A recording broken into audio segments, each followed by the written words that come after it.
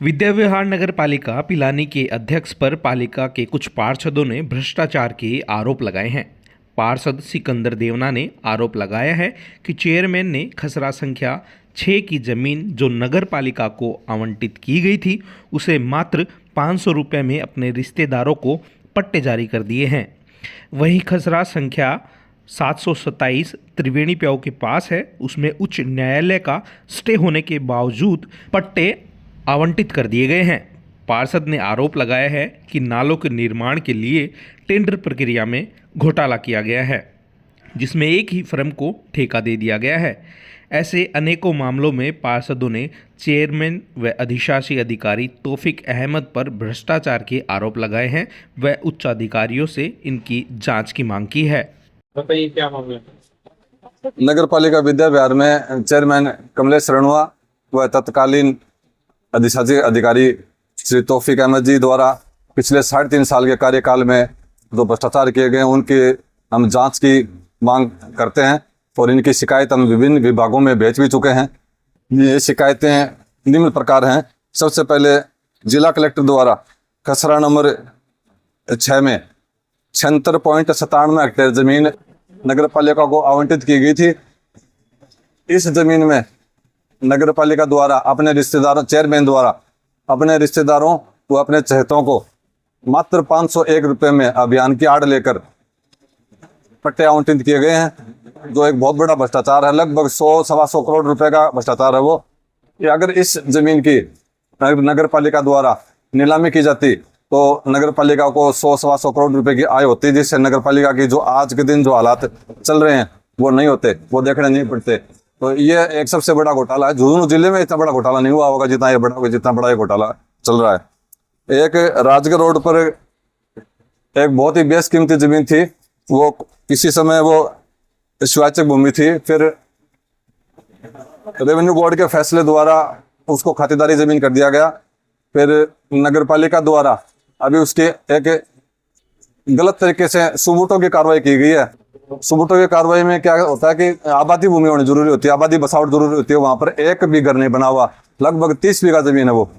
उसकी कार्रवाई नगर पालिका द्वारा सुबूतों की कार्रवाई की गई है, जो नगर पालिका को राजस्व की हानि हुई है और गलत तरीके से की गई है। न कोई पत्रावली चली है, न उसका कोई डिस्पैच नंबर यहाँ से जारी मिलता है। जो यहाँ से कागज डिस्पैच हो गए तहसील में गए हैं, उसका मिलान नहीं खाता। वो इसमें सारा मतलब अलग तरीके का भ्रष्टाचार किया गया, जो अभी चल रहा है, इसकी जांच चल रही है। इसमें इन्होंने सीधा प्रारूप 11 होता है कोई सुमोटो करने की कार्रवाई का, जो अंतिम चरण होती है वही जारी करके सीधा इसको सुमोटो कर दी गई है, जो एक बहुत बड़ा घोटाला है। इसकी भी जांच की नगर पालिका के पार्षद इसकी जांच की मांग करते हैं। एक 727 नंबर खसरा है, राजगढ़ रोड पर त्रिवेणी प्याऊ के पास है, उसमें उच्च न्यायालय का स्टे है और उसमें भी नगर पालिका द्वारा लगभग 50-60 पट्टे जारी किए गए हैं। वो भी एक बहुत बड़ा घोटाला है। स्टे के बावजूद पट्टे जारी करना, क्योंकि उसमें चेयरमैन के पति की भागीदारी है उस जमीन में, इसकी भी हम जांच कर रहे हैं और वो पट्टे उन पट्टों की जांच कर उन पट्टों को निरस्त किया जाए। एक त्रिवेणी प्याऊ से लेके